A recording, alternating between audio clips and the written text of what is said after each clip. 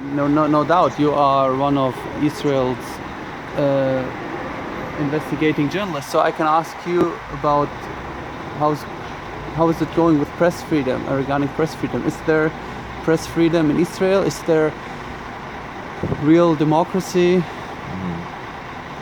Well, those are two different questions. The one about democracy, I think that Israel is an ethnocracy, meaning that rights are granted to people primarily according to not their humanity or citizenry, but their ethnic affiliation. But I don't even think that there's such a thing as a 100% democracy or a 0% democracy. Maybe Israel's a 20 or 30 or 40% democracy. I don't know what numbers are, if there even is such a scale. I don't know if our scale has been invented, but the point is, in many, there are democratic elements here, but there are also many ethnocratic elements here that are operative. So it's we'd be remiss if we didn't label Israel an ethnocracy in large part. Now, regarding the ability to work as a journalist, I'm certain that it's better than some other places in the world, but it's also worse than some other places in the world. I can only speak to my experience and the experience of my colleagues. It's in recent years, the freedom of expression is increasingly being curtailed. This was always the case with people who are not Jewish. The freedom of speech of Palestinian citizens of Israel, and of course Palestinians who are not citizens of Israel, has always been curtailed to a greater degree. But in recent years, you see how it's even more the case, even with Jewish Israeli citizens. Now, of course, there's always social pressure.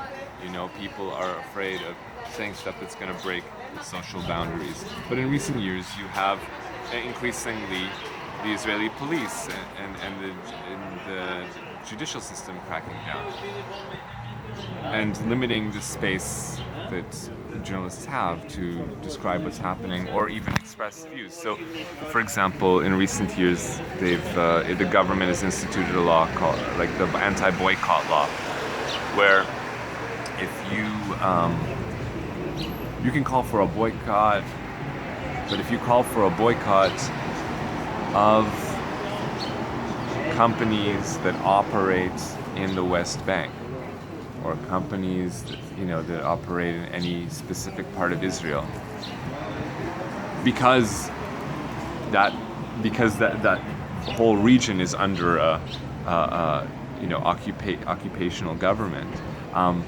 Anyway, the point is, if you call for any boycott of any Israeli company for that reason, then you are immediately liable for damages of any company that chooses to sue you that operates in those territories, and they don't even have the onus of having to prove that your comments caused them to actually lose any money. All they have to do is show that you actually said something, and that's it. Then you can be liable. So that's one of the laws. It's seriously constrained people's free speech. Another one, in recent years, the government doubled and tripled the amount of money that you can have to pay if you, if a lawmaker, if you accuse a lawmaker of something, or you report on a lawmaker, and then the lawmaker can sue you for libel and sue you for damages for having, ruined his good name for accusing him of something that he did or something that she did. So now the fines have been jacked up considerably. So now journalists are more fearful of reporting on the crimes of members of Knesset because they could stand to be sued much more easily and face much greater fines. There's also, artists like we discussed earlier, like Natalie Cohen-Wachsberg, who is arrested for essentially art, for creating anti-establishment art. We have journalists like Uri Blau from Haaretz, charged for whistleblowing, for exposing that the Israeli army command was disregarding the rulings of the Supreme Court to no longer assassinate Palestinian leaders. The Israeli army continued to do it regardless. He exposed it, and he's charged for whistleblowing the army's disregard of the Supreme Court ruling. So, on all kinds of fronts, we have speech both by citizens, by artists, and by reporters and journalists that is being curtailed because of the threat of losing your freedom or losing your finances. And this does have a serious effect on journalists' ability to continue to report on the ground. Also, we have the concentration of media. We have the largest newspaper in the country, or the newspaper with the largest circulation in the country. It does not run at a profit. It is purposefully run at a loss because it is published by Sheldon Adelson, one of the richest people in the world, a multi-billionaire tycoon, made his fortune primarily from casinos, and now from the proceeds of that fortune, he funds he buys the American elections by spending tens of millions of dollars on the American presidential candidates, spending also massive sums of money contributing to the campaigns of Israeli politicians, especially Prime Minister Benjamin Netanyahu, and by publishing a newspaper, which has become, by giving it away free and running it at a loss, it's become the most widely read paper in Israel.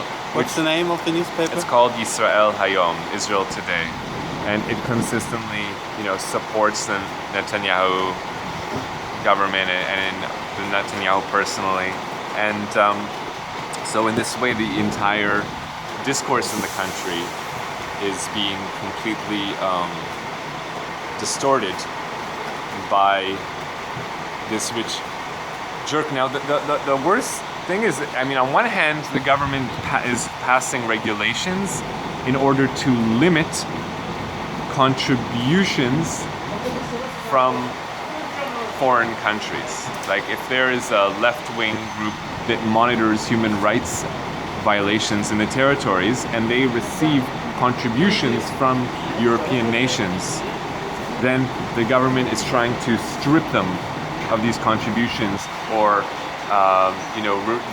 increasing their tax burden or whatever in order to constrain their activities. But it always creates loopholes to allow the Jewish-only institutions, the institutions that increase Jewish domination, like the Jewish Agency. The Jewish Agency receives huge amounts of money, hundreds of millions of dollars from the United States, as recent report by Chagai Matar and Noam Rotem revealed. And the politicians also receive huge amounts of money from contributors outside the country. But these are never monitored. These are never limited. Right-wing contributions from outside the country can continue at an insane pace, completely distorting the discourse here and, diminishing what little democracy there is left. But the little left-wing groups on the ground, they're having their funds, slashed. So, in this way, this is another example, another manifestation of how democracy is slowly being eroded and how the freedom of the press is being constrained.